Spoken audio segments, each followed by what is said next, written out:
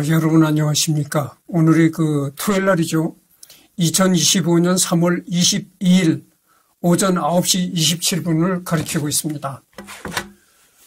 이번에는 파시즘에 관한 개요, 여기를 할 차례죠.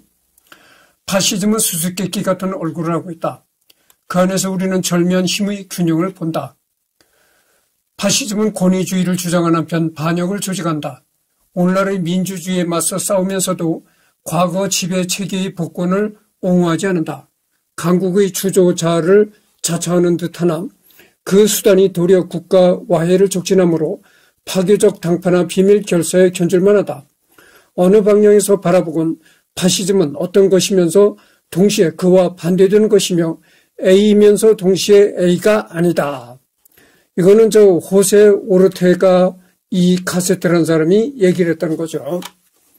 그래서 파시즘은 참 굉장히 의문의 특성을 가지고 있다. 그 의문이라는 게 뭐냐면은, 권위주의를 주장하지만은 또한 반역도, 표방한다 이거죠. 그래서 서로가 이렇게 모순되는 그런 수수께끼 같은 얼굴을 파시즘은 가지고 있다. 파시즘의 광풍이 세계를 휩쓴 지 70년이 넘는 시간이 지났고 파시즘에 관한 연구는 스페인 내전 이전부터 거슬러 올라가지만 아직까지도 학계에서는 파시즘의 정체에 대해서 완전히 합의가 되지 않았다. 심지어 나치즘조차 파시즘이 아니라는 주장도 있는데 파시즘은 오로지 이탈리아 파시즘과 이를 이념으로 한 무솔리니 국가 파시스트당을 말할 뿐이며 파시즘을 세계적인 정치 현상으로 보는 것은 오류라는 주장이다. 최근에는 파시즘에 대한 최소한의 합의로 합의파 학자들의 이론이 기준적으로 사용되고 있다. 파시즘적 세계관이란 무엇인가? 개인에 대한 전체의 우위를 주장하고 유기체인 전체에 대한 개인의 종속을 당연시한다는 점이 가장 기본적인 속성이다. 그런데 이는 전체주의 일반의 특징이기도 한다. 파시즘은 대중의 지지 기반을 중시한다는 점에서 전근대적 전제주의와 구분되고 자유주의, 자본주의뿐만 아니라 공산주의에 반대한다는 점에서 사회주의적 전체주의와도 구분된다. 독재자의 신성한 권력이나 계급적 우위를 부정한 상태에서 전체를 절대시하기 위해 필요한 존재가 민족이다. 또한 민족의 절대성은 유구한 역사로부터 나오기 마련이다. 흠없고 순결하며 영원한 민족사는 이기적인 개인들의 죄를 씻어주는 숭배의 대상이 된다. 개인들로 하여금 현실 권력에 순응케 하기 위하여 민족의 전통과 역사가 소환되는 것이다. 그래서 여러분들 내가 여러 번 얘기했지만 이 민족이라는 개념, 이 파시즘을 얘기하면서도 이 민족이라는 개념이 많이 나오는데, 민족이라는 개념을 우리가 얘기를 할 때는 우리 한반도가 이렇게 분단이 됐잖아요. 그런데, 그럼 한반도는 통일이 언제나 통일이 될 것인가? 나는 통일이 불가능하다고 봅니다. 그래서, 여러분들 말이죠. 100년 내로 통일이 안 되면 통일은 영원히 불가능하다. 난 이렇게 보는 사람이에요. 그게 뭐냐면은, 핏줄이 중요한 것이 아니고, 핏줄보다 더 중요한 게 뭘까요? 가치를, 세계관을 공유할 수 있는, 가치를 공유할 수 있는 이 인식. 그것이 핏줄보다 더 상위 개념이라고 난 생각을 합니다. 그래서, 여러분들 우리가 미국과는 지금 혈맹 관계 있잖아요. 그러나 미국과 대한민국은 완전히 다른 민족이죠. 생긴 것도 다르고, 핏줄이 완전히 다르고, DNA가 완전히 다르단 말이죠. 그렇게 완전히 핏줄이 다르고, DNA가 다르지만, 그러나 미국과 대한민국은 자유와 자유와 민주의 인권과 이런 거, 자유와 민주의 개념을 공유할 수 있다고죠.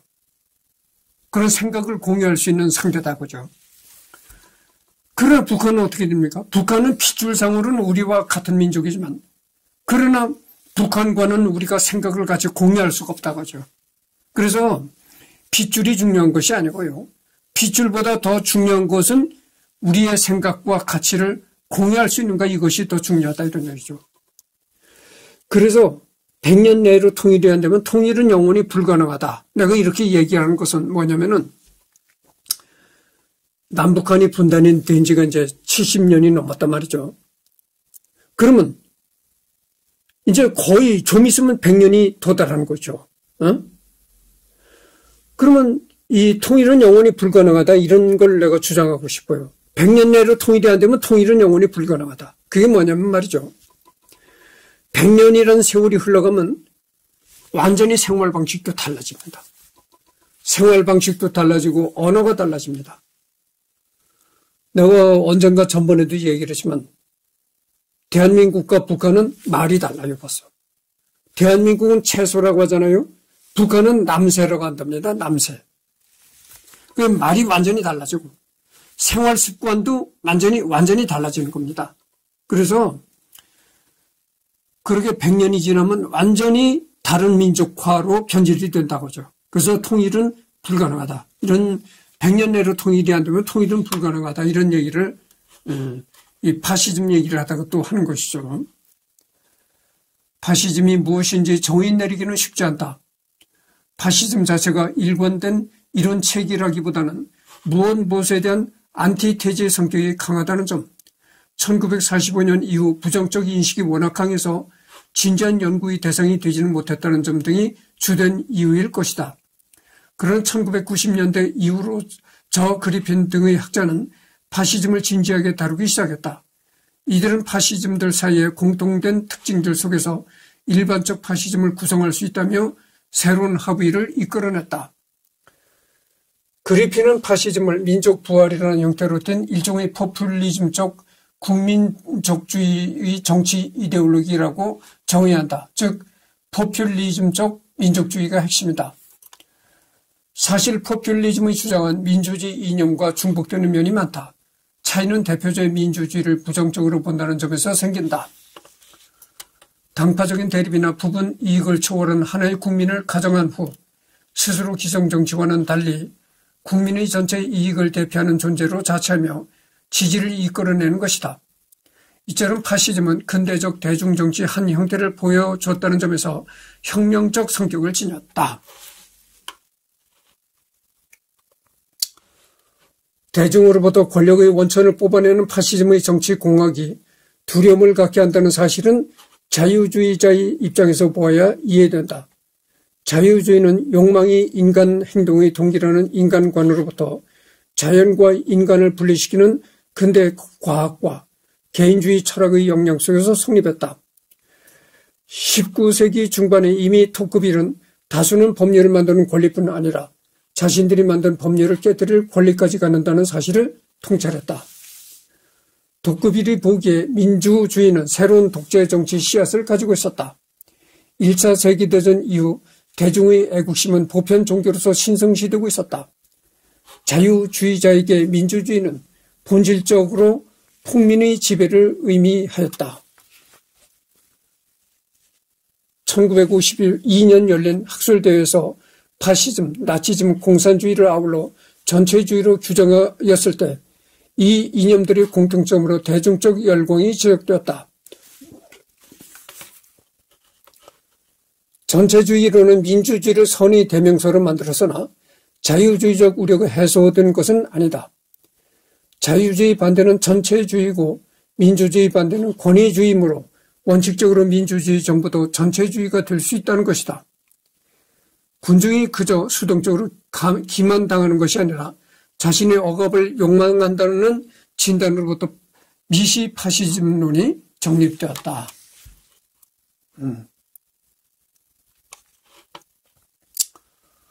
파시즘이 내세운 민족의 의미와 관련하여 또 다른 파시즘 전문가 로버트 백스턴의 견해를 보자. 애국적 국민, 민족적 기원과 계보, 강한 국가를 중시하는 것은 근대 이후 거의 모든 우파 정치 이념의 공통적이다. 파시즘의 차별성은 시민들 간의 계약이 아니라 민족의 운명을 구현하는 존재로서 국가를 자기 자리매김하며 사적 영역을 모조리 공적 영역으로 끌어들이며 개인을 공동체에 종속시켰다는 데 있다. 이때 파시즘의 지도자들이 대중의 민족적 열정을 이끌어내기 위하여 이용하는 것이 부르주아 정치에 대한 경멸과 좌파에 대한 반감이다. 이게 말이죠. 여기 보면 이런 얘기가 나오잖아요. 파시즘의 지도자들이 대중의 그 지지를 이끌어내기 위해서 행하는 것이 뭐냐면 부르주아 정치에 대한 경멸과 좌파에 대한 반감이다. 그죠? 이게 말이죠. 북한 정권과 아주 흡사합니다. 이 북한 그 김정은 정권이 북한 주민의 그 지지를 이끌어내기 위해서 뭘 부르짖죠? 그러니까 그 대한민국의 자본주의에 대한 반감. 그다음에 그러고 또 미제, 미국에 대한 그 미제라고 해가지고 미국 제국주의 침략자들 해가지고 미제를 각을 뜨자 이런 식으로 하잖아요. 그래서 그 아주 대한민국과 미국에 대한 강력한 이렇게 원수적인 그런 거를 대중들에게 설파함으로써 대중들의 지지를 이끌어낸다고 하죠. 그래서 보면은 이 북한의 정권이 파시즘이 됐다는 겁니다. 그래서 이 북한의 김정은 정권이 파시즘과 매우 일맥상통한 점이 있다. 이런 말씀을 드립니다. 그런 측면에서 팩스턴은 자유주의적, 민주주의적 위기가 존재하지 않았던 곳에서는 파시즘도 성립할 수 없다고 본다. 1945년 이전의 일본 제국은 국가가 지원하는 상당 수준의 대중동원이 가미된 군부 독재이고 대중동원이 가능한 민주주의가 성립되지 못했던 제3세기의 권위주의 통치체제도 개발 독재에 불과하다는 결론을 짓는 것이다. 그런데 이는 일본 제국이나 제3세기 개발 독재의 대중동원이 어떤 식으로 이루어졌는지에 대해 팩스턴이 잘 몰라서 오해한 것일 수 있다. 제3세기에서도 의회에서의 영향력과 거리에서의 투쟁을 잘 결합하여 성공적인 파시즘이 존재했을 수 있다. 그리펜과 팩스턴이 견해서 고려해 볼 문제는 파시즘의 근대적 성격이다. 나치 유대인 학살을 야만적 행위나 근대로부터의 일탈로만 보는 것은 파시즘을 제대로 이해하는 데 도움되지 않는다. 물론 근대가 무엇인지 진보란 무엇인지에 대한 견해를 기준으로 파시즘의 근대성에 대한 판단은 달라질 것이다. 이 글에서 주목하는 역사 인식과 관련해 보면 파시즘이 민족적 동질성 추구를 위해 전통적 요소를 강조한다는 점이 눈에 띈다. 특히 독일의 나치즘이 그러했다. 이탈리아의 파시즘은 속도와 힘과 기계를 강조하는 근대화에 대한 물씬 숭배의 형태로 나타난 반면에 독일의 나치즘은 흙과 피를 강조하는 담론이나 중세적인 반유대주의 형태로 나타난 것이다. 그러나 전통적인 것을 강조한다는 것은 그만큼 그들이 사는 사회가 전통적이지 않음을 증명한다는 점에서 근대적인 현상이라고도 볼 수 있다.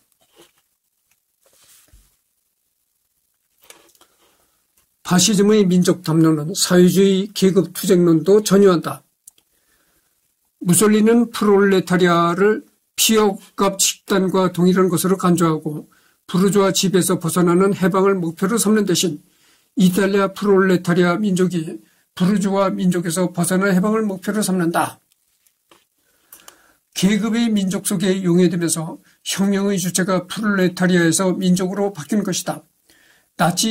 독일의 나치즘은 생물학적 인종주의를 주장했다는 점에서 이탈리아 파시즘과 다른 것처럼 보이지만 양자 모두 민족주의가 지닌 이방인 혐오증을 이용한 점은 공통적이다.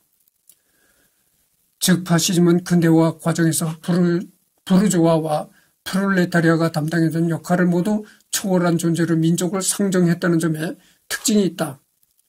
당대이들 역시 파시즘이 전체 민족의 이름을 내세운 대표적인 정치 세력으로서 사회민주당 정부, 공산주의자, 자유주의자들보다 더 효과적으로 그리고 강력하게 국가를 강조해서 승리를 거두었다고 보았다. 이처럼 파시즘과 민족주의는 잘 구분되지 않는다. 그래서 파시즘도 전번에 잠깐 내가 얘기를 했지만 파시즘도 굉장히 그 민족주의를 부르짖고 있다는 것이죠. 그래서 정말 파시즘은 민족주의와 잘 구분을 할 수 없다 이런 얘기입니다. 이 파시즘이 굉장히 민족이라는 개념을 앞세우고 있고 이 민족주의라는 사상도 민족이라는 개념을 앞세우고 있기 때문에 파시즘과 민족주의는 엄격히 구분이 잘 안 된다 이런 말이죠. 19세기 유럽의 민족주의 자체가 배타적 침략적 성질을 내재하고 있었다. 그러므로 역사상의 인물을 민족주의자로 규정할 때는 막연하게 국가주의와 다른 민족주의, 좋은 민족주의, 열린 민족주의 등으로 정동할 것이 아니라 그가 파시스트가 아님을 구체적으로 증명해야 한다. 근데 이 민족주의라는 것은 말이죠.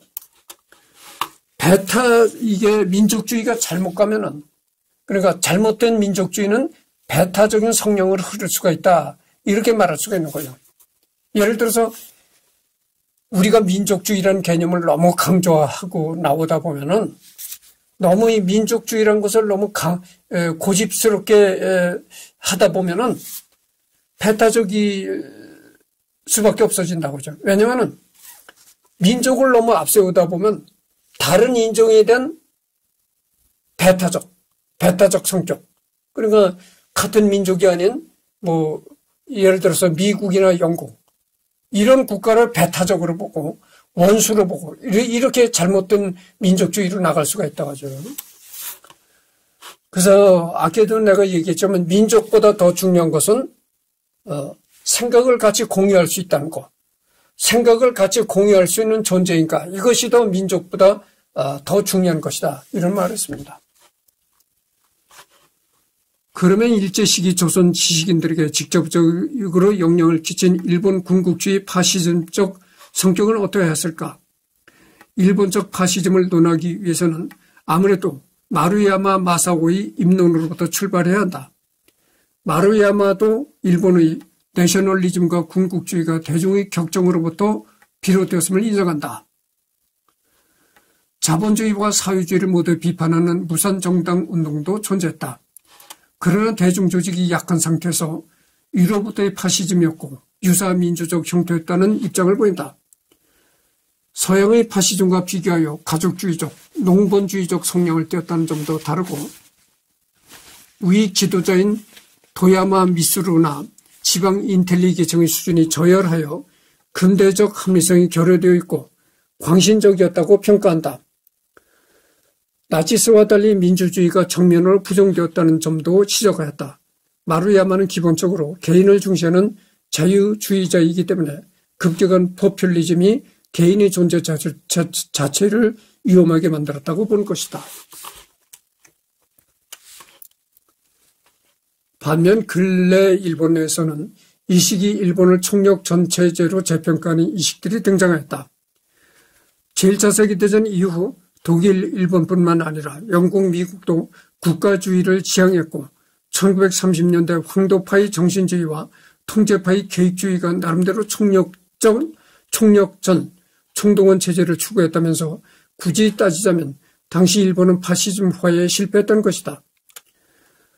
물론 이는 파시즘 전체주의와 미국 뉴딜 정책의 민주주의 이데올로기 간의 질적 차이를 무시한다는 비판을 받을 소지가 있다.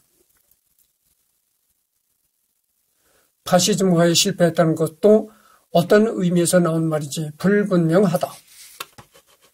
지금까지 본 것처럼 파시즘 체제가 공통적으로 지니고 있었던 요소들을 추출해내는 것은 불가능하지 않다. 따라서 파시즘이 지닌 특성에 대하여 당대 한국 지식인들이 어떤 입장을 보였는지 재배열하는 것은 유의미한 작업이 될 것이다. 파시즘이 특정 시기, 특정 체제에 한정된 이데올로기가 아니라 근대의 양대 산물인 자유주의와 사회주의 모두와 경합 대립하였고 민족주의 형태로 한국 현대사에 큰 영향을 끼쳐왔다는 점에서 그러하다. 이것이 그 해방 이후 파시즘적 역사인식의 정립 과정이라는 뭐 이런 그 논문에 나오는 얘기라는 거죠.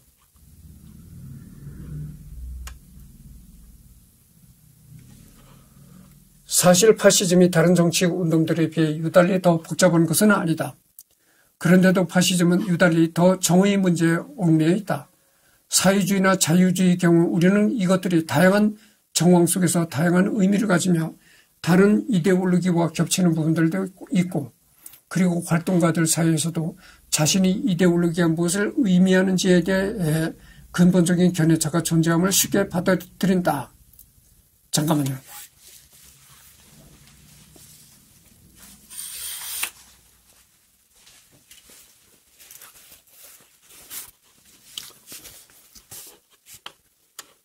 우리는 또한 누가 진정한 사회주의자 혹은 진정한 자유주의자인지에 대한 논쟁이 정치적 동기와 연결되어 있음을 잘 알고 있다.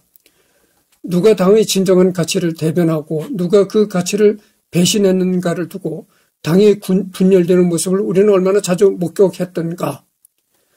결국 요점은 이렇다. 어떤 정치적 명칭의 궁극적인 의미를 파악하기는 불가능하지만 그 명칭이 특정한 상황에서 어떤 식으로 사용되고 활동가들에게 무엇을 의미하는지는 보다 쉽게 파악할 수 있다. 예를 들어 우리는 무솔리니가 파시즘을 이야기할 때 그것이 무엇을 의미했고 그의 견해가 어떻게 왜 바뀌었으며 다른 이탈리아 파시스트의 견해와는 어떻게 달랐는지를 따져볼 수 있다. 파시즘을 다른 개념과 구분짓는 유일한 점은 엄청나게 부정적인 도덕적 함의다. 물론 다른 정치적 명칭도 모욕적으로 쓰이는 일이 있다. 미국에서는 자유주의자가 진보주의자에 가까운 의미를 가지며 보수파에 의해 경멸적으로 사용되기도 한다. 그러나 어떤 명칭이든 그것을 긍정적으로 여기는 사람들도 어렵지 않게 찾을 수 있다. 파시즘의 경우는 다르다. 그 심각한 부정적 함의로 인해 파시스트로 불리기를 원하는 이는 거의 없는 반면 적에게 파시스트라는 효과적인 낙인을 찍고 싶은 유혹은 강하다. 정치인과 언론인은 정의를 무기처럼 사용하며 파시즘은 아주 훌륭한 무기다. 어떤 정의가 객관적이거나 과학적이라고 주장할 수 있다면 그것은 더욱 효과적인 비방의 수단이 된다. 그래서 그들은 종종 학자들의 개입을 요청한다.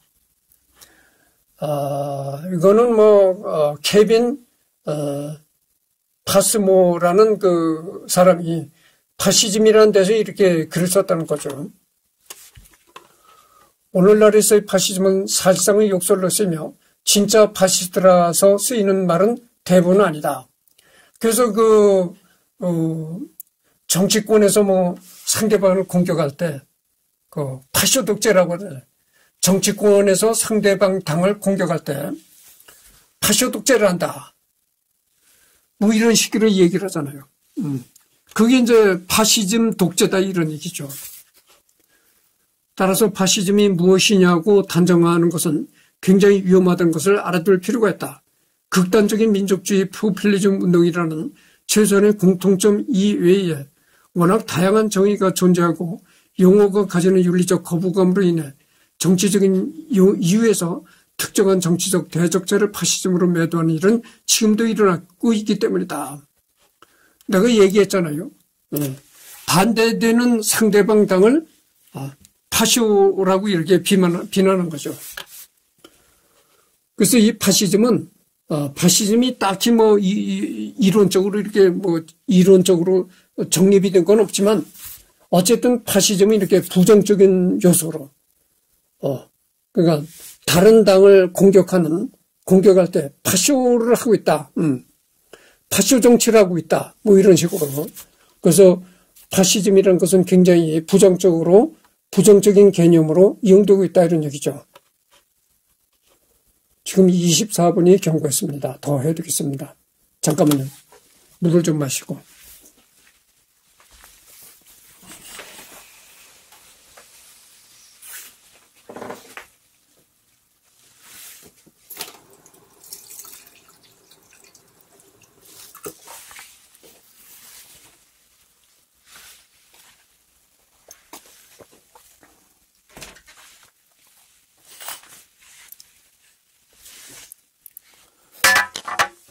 여러분 물을 마신다고 해서 물을 벌컥벌컥 갈증이 나서 물을 벌컥벌컥 들여 마시는 것이 아니고 약간씩 목을 축이는 정도라는 걸 알아주시기 바랍니다.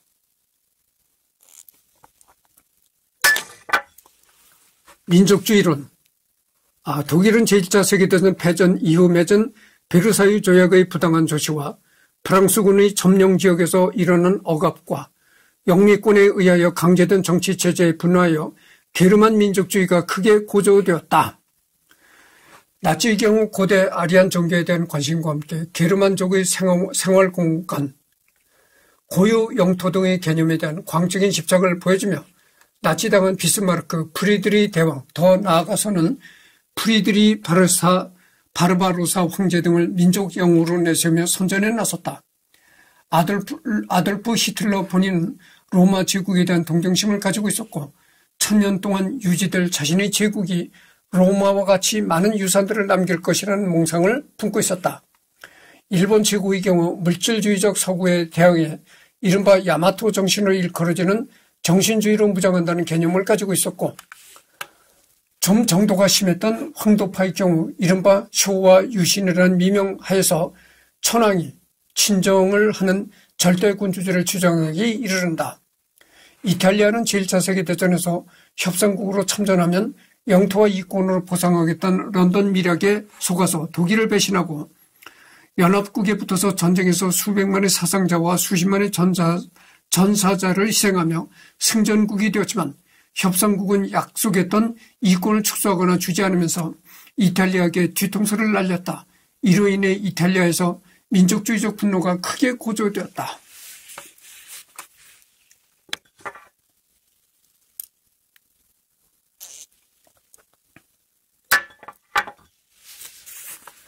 이탈리아의 베니토 무솔리니는 로마 제국의 부활, 지중해 이탈리아 내해화라는 명분을 내세우고 있었다. 각 파시즘이 분포하는 공통점은 외압으로부터의 자유에 대한 주장이다. 흔히 일부 제국의 대공화 공영권, 나치당의 초기 선전 포스터의 표여인 일자리 자유, 그리고 빵으로 알 수 있다. 아이러니하게도 외압으로서의 자유를 위해 내세운 대안이 역으로 다른 민족을 탄압하는 것이었다는 점이다. 파시즘이 시대와 상황에 따라서 기회주의적으로 변해왔으며 여러 가지 이념들을 혼합한 성격을 가졌지만 내셔널리즘만큼은 언제나 항상 일관적으로 파시즘의 기반을 형성하였다. 특히 많은 파시즘은 원초주의적인 에스닉 내셔널리즘, 즉 극단적 내셔널리즘에 기반했다. 파시즘이 일관되지 않고 변화무쌍한 모습으로 인하여 파시즘에 대한 이론 역시 학자마다 다양하지만 극단적 민족주의는 모든 학자들이 공통적으로 지적하는 부분이다. 이로 인하여 일반적 파시즘론에서는 파시즘의 최소치로 내셔널리즘을 포함시킨다. 전체주의론.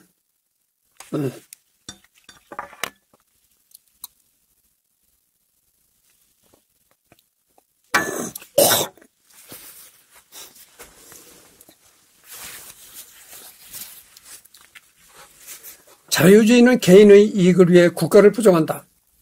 파시즘은 국가가 개인의 진정한 실체라는 것을 확인한다. 파시즘은 국가와 개인의 자유가 진지하게 숙고될 수 있는 국가 내에서 유일한 자유를 위한 것이다.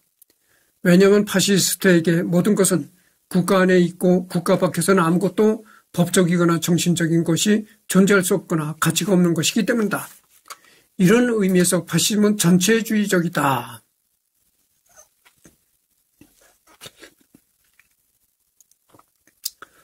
이거는 무솔리니가 직접 한 얘기라는 겁니다. 베니토 무솔리니.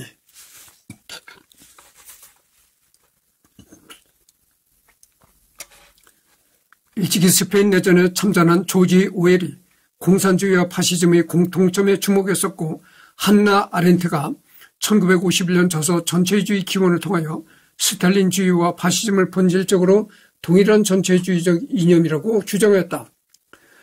꽤나 전통적인 파시즘 이론이다. 1970년대에 냉전이 대탕트 시기에 쇠퇴하였다가 1990년대에 소련 붕괴로 공산권의 내부 자료들과 실상이 알려지고 당시 포스트 모더니즘 사상이 유행하면서 다시 부상하였다. 렌조 데 펠리체, 에밀리오 젠틸레 계열의 학자들은 파시즘을 일종의 전체주의 혁명이라고 해석한다. 냉전의 영향을 받았으며 주로 자유주의 리버벌 성향의 학자들이 파시즘과 공산주의를 싸잡아서 그놈이 그놈이다라고 비판한 식으로 사용된다. 그러니까 이제 파시즘을 비판하는 사람들은 이제 파시즘이나 공산주의나 뭐 그놈이 그놈이다 이렇다는 얘기죠. 전체주의 이론의 문제점으로 파시즘이 사악한 독재자가 민중을 탄압했다고 주장하면서 지나치게 위로부터의 독재를 강조하여 대중들의 수동성을 가정한다는 점이다. 이로 인하여 대중들이 파시즘의 민족주의 프로파간다에 열광하면서 자발적으로 동참했던 사실을 무시한다는 한계점이 지적되고 있다. 또한 전체주의 이론에서는 마치 하나의 생명체처럼 철저한 상명하복의 통제가 이루어진다고 보는데 실제로는 파시스트 정권 내부에서도 워낙 다양한 출신과 배경의 사람들이 한데 모였기에 다양한 목소리가 있었고 설령 같은 목표를 추구한다고 해도 제각기 따른 이유에 근거하였으며 하나로 통일되지 않았다. 무솔리니와 함께한 파시스트인 디노 그란디는 파시즘의 다양한 경영들이 있다는 사실을 인정한다. 낡은 살람드라식의 자유무역론자, 민주주의적 자유주의자, 군주론자, 무정부주의자, 공화주의자, 절대적 개인주의자, 상대적 개인주의자, 생디칼리스트 그리고 감성과 태도 면에서 늘 모든 정당의 유산 가운데 가장 좋은 것만을 제고서로 취하려고 하는 독려하는 자들과 불완전한 자들이 있다. 이 말은 이제 디노 그란디라는 사람이 이런 말을 했다는 거죠. 전체주의론도 시기에 따라서 달라져 왔다. 냉전 초기 전체주의론과 후기 전체주의론은 차이점을 가진다. 피레의 파시즘 해석은 전체주의론의 비판적 기성에 기반한다. 파시즘과 공산주의적 유사성에 주목하는 프리드리히의 전체주의론이 냉전의 산물이었다는 사실을 잘 알려져 있다. 전체주의론이 이런 문제점을 알고 있는 피레는 다음과 같은 두 가지 방식으로 전체주의론의 생명력을 불어넣으려 했다. 먼저 피레는 흔히 알려진 바와 같이 전체주의론이 냉전기 산물이 아니며 이미 1920년대 특히 무솔리니 로마로의 행진 직후부터 정치적 입장을 달리한 학자와 정치가 사이에서 볼셰비즘과 이탈리아 파시즘이 유사한 현상으로 파악됐다는 사실을 상기시킨다.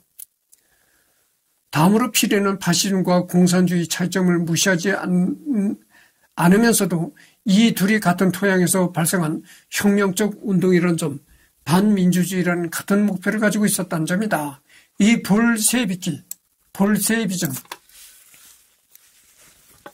내가 언젠가 이 소련 러시아의 레닌이 공산주의 그 혁명을 하면서 볼셰비즘을 들고 나왔다 이런 얘기를 했잖아요. 러시아 볼셰비키들이 이 소련 공산주의 혁명을 하고 나서 소련을 이제 건설했다 이런 얘기인데, 볼셰비키라는 게 무슨 뜻이냐? 이게 틀릴 수도 있는데 예전에 내가 이거를 볼셰비키라는 것이 뭐냐 이걸 사전을 찾아본 적이 있었거든요. 사전을 찾아보니까 러시아 말로 소수파다 이런 뜻을 가지고 있다는 겁니다. 볼셰비키라는 게.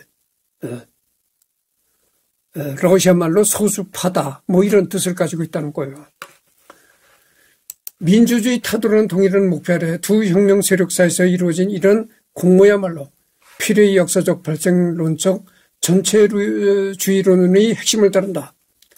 좌우 혁명 세력, 즉 공산주의와 파시즘은 부르주아 사회의 고유한 내적 논리 그리고 제1차 세계대전의 산물이라는 점에서 동일한 역사적 기원을 지니고 있다. 볼셰비즘과 파시즘은 서로가 서로를 잇고 발생시키며 모방하고 투쟁한다. 그러나 이전에 이들 두 운동은 전쟁이라는 동일한 토양에서 생겨났다. 둘은 동일한 역사의 자식들인 것이다. 그러나 피레는 문제의 발달을 혁명적 좌파 쪽에 둔다. 시기적으로 볼셰비즘의 승리가 파시즘의 출현보다 앞섰다는 점에서도 혁명적 좌파의 책임이 1차적이다. 따라서 볼셰비즘에 반대한 파시즘은 기본적으로 대응적 현상으로서 보편적인 것에 대한 특수한 것, 계급에 맞선 민족, 국제주의에 대한 민족주의 저항으로서 출현했다. 파시즘은 그 기원상 공산주의와 불가분의 관계에 있는 것으로서 공산주의 수법을 모방하면서 공산주의를 공격한다. 이 재미납니다. 파시즘은 말이죠. 공산주의를 모방하면서 그러면서도 또 공산주의를 이제 공격한다 이런 얘기입니다. 그러니까 여러 가지 파시즘은 앞뒤가 맞지 않는 그런 그 모순된 점을 드러내고 있다 이런 얘기죠. 파시즘과 공산주의를 역사적 발생론적 전체주의론의 관점에서 다루어야 할 당위성은 비단 이것만 아니다. 파시즘이 공산주의에 대한 대응으로 출현한 것은 자명한 사실이다. 그러나 동시에 공산주의 역시 파시즘이라는 지렛대를 이용하여 민주주의 수호자로 부상할 수 있었기 때문이며 그 생명력을 연장시킬 수 있었다. 공산주의에 대한 대응으로 파시즘이 출현했다는 겁니다. 그러니까 공산주의 사상과 이렇게 대척점을 서기 위해서 그 파시즘이라는 사상이 나왔다 이런 얘기죠. 피레의 분석에 의하면 이들은 최소한 1945년에 이르기까지 둘 사이 변증법 또는 은밀한 공모를 바탕으로 서로가 서로를 강화시키면서 제각기 새로운 대안, 희망의 세력으로 성장할 수 있었다. 뿐만 아니라 2차 세계대전의 종결과 함께 파시즘은 몰락한 반면 공산주의가 여전히 영향력을 행사하고 지적 헤게모니를 장악할 수 있었던 것은 반파시즘의 맹주라는 신화에 힘입은 바 크다. 필요에 따르면 반파시즘과 민주주의 수호자라는 공산주의 자기 규정은 단순한 전략의 차원에서 나온 것이므로 허구에 지나지 않는다. 이미 지적한 바와 같이 파시즘과 공산주의는 서로 대립하고 있었음에도 불구하고 동일한 적, 즉 민주주의 타도라는 공통점을 지니고 있었기 때문이다. 피레의 이런 해석에 놀테는 찬사를 보냈다. 피레의 환상의 과거를 누구보다도 극찬한 역사가는 이탈리아의 파시즘 연구의 권위자 데펠리체다. 그에게 이 책은 지난 10년간 나온 역사서 가운데 가장 중요하며 의미심장한 것으로 의심할 여지 없이 금세기 최고의 저서 가운데 하나였다. 물론 이러한 평가는 이 책의 장점 때문이겠지만 동시에 피레의 파시즘, 반파시즘 해석, 나아가 피레의 역사관에 대한 공감의 표현이기도 하다. 피레나 놀테에 비해 국내에는 거의 알려지지 않은 데펠리체는 1965년부터 1996년 사망 직전까지 약 6,000페이지에 달하는 7권짜리 기념비적인 무솔리니 전기를 출간하여 세계적 명성을 얻은 파시즘 연구의 최고 권위자다.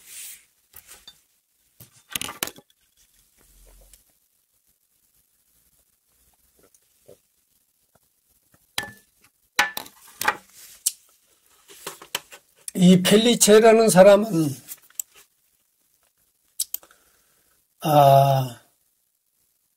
무솔리니에 관한 그 전기도 썼고 또 파시즘에 대한 그 연구를 많이 했다는 겁니다. 그래가지고 그 세계적인 명성을 얻었다 이런 얘기입니다.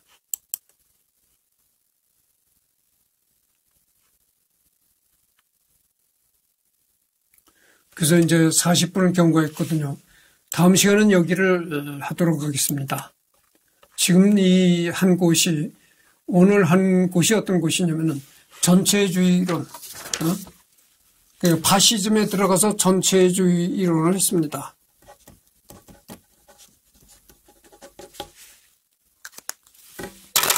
그러니까 이게 뭐 지금 메가들 하고 있는 시간이 이렇게 파시즘까지 하고 있잖아요. 그러면 여러분들이 또 나한테 물으실 것입니다. 도대체 이 메가더가 이태리 그 파시즘과는 무슨 관련이 있느냐? 무슨 관련, 메가더와 파시즘이 무슨 관련이 있기에 이렇게 메가더를 하는 시간에 파시즘을 하느냐? 직접적인 관계, 라기보다는 늘 직접적이라고도 할 수도 있겠죠. 왜냐면은 이 파시즘과 이태리 파시즘의 무솔리니와 독일의 이 나치 히틀러가 상당히 밀접했단 말이죠.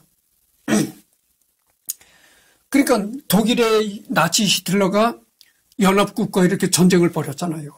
그것이 이제 제2차 세계대전이다고죠.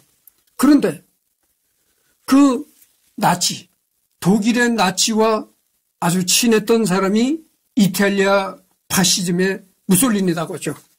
그건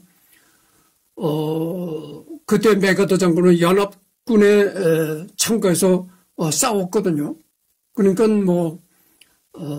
직접적인 관계가 없다 하더라도 이태리 파시즘은 메가더가 상당히 간접적인 영향은 상당히 있으라고 봅니다.